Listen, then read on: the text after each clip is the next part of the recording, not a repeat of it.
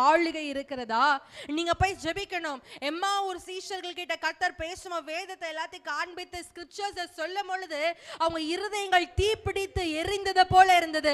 இன்னைக்கு வந்து நான் ஒரு வார்த்தை பேசும் பொழுது அடுத்தவங்களுக்குள்ள அந்த அனல் மூட்டணும், பரிசுத்த ஆவியானவர் எரிந்து கொண்டிருக்கணும். They should be anointed with the Holy Spirit. Why am I not able to do that?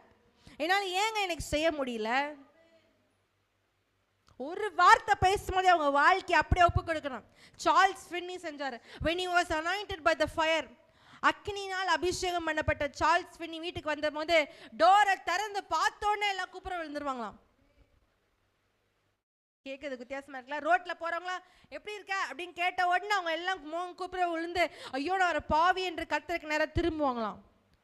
அவங்க என்ன பேசுறாங்கன்ற முக்கியம் கிடையாது. லிட்டரலி சொல்லட்டுமா, it's not in the physical word but in the spiritual breath